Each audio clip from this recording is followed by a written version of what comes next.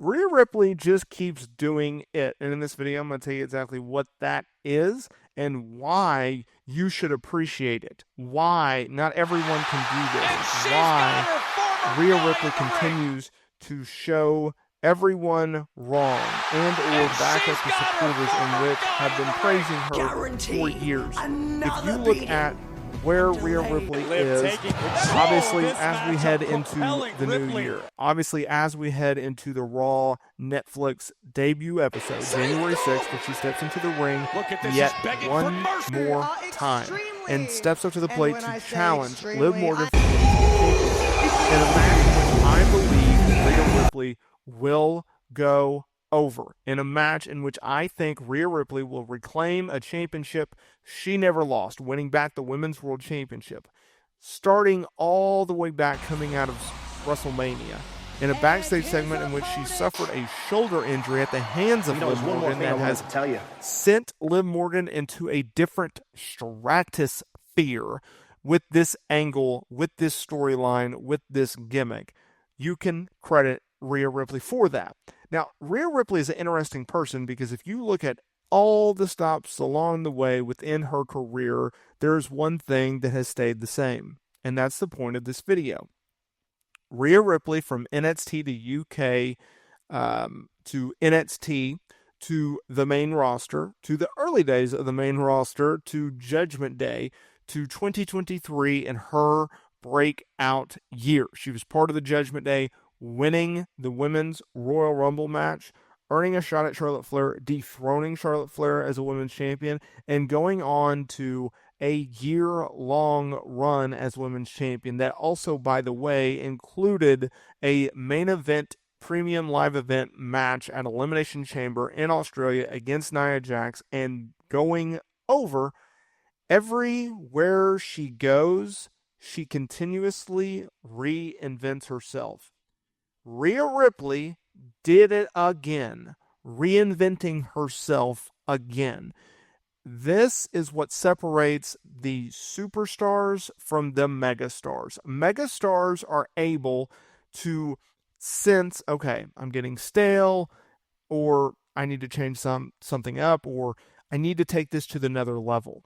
And not everyone can do that, because if you look at it like this, Rhea Ripley, she started out as your, essentially what WWE has always been looking for, your typical eye candy, blonde, and going, you know what? I don't want to be Charlotte Flair. I don't want to be that, and I don't want to be compared to her. And I'm going to go out and I'm going to do my own thing, and I'm going to be my own Rhea Ripley. So she completely reinvented herself.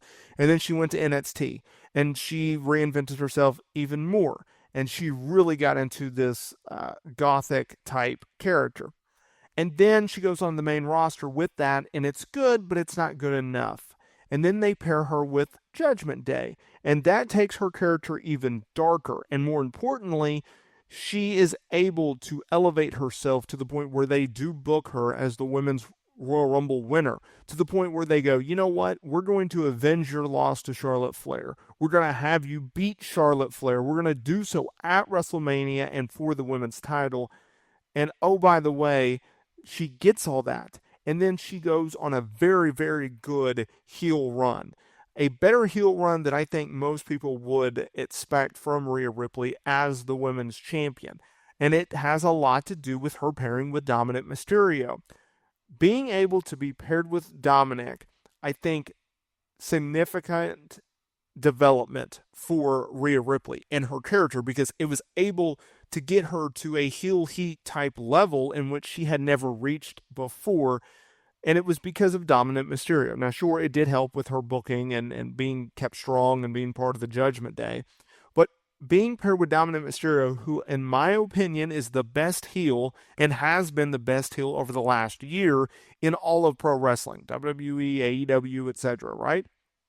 Because this guy has nuclear heat.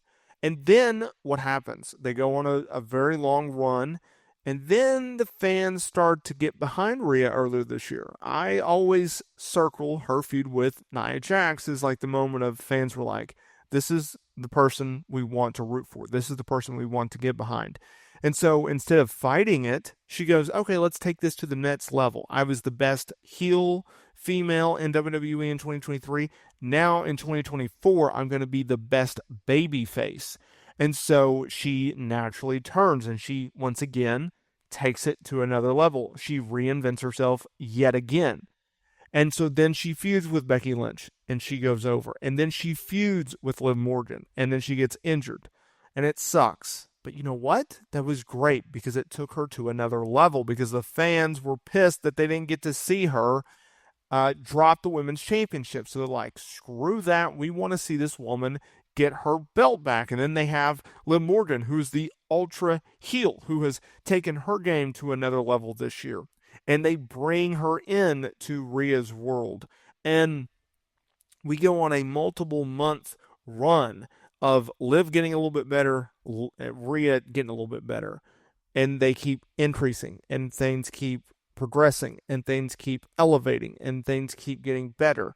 And now we're at a point, heading into Raw on Netflix, January 6th, Rhea Ripley is one of, if not the biggest babyface, maybe outside of Roman Reigns and Cody Rhodes, that this company has to offer. Maybe CM Punk, but definitely with the women's division, right? She's the top women's star outside of like Liv Morgan. Everyone else is so far behind her, it's not even funny, right? And you could argue that Rhea is a bigger star or Liv's a bigger star. It doesn't matter because they're feuding with each other. And so when you have two top tier stars who continuously elevate their games, continuously elevate their program, and are hitting strides in which no one could have ever predicted, it makes you take a step back and go, oh, we have something here.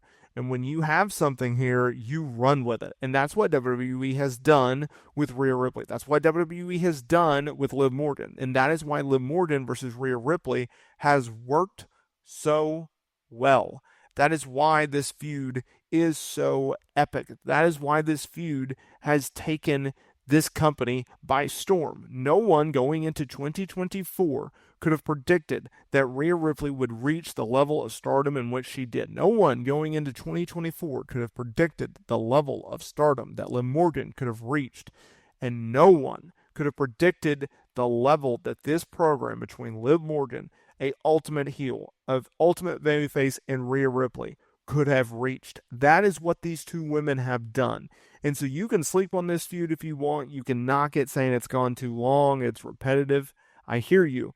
But I think as we go into 2025, as someone who has covered both women's careers in 2024 and has talked about them literally every day, I think people are going to look back and miss this feud because I know I will.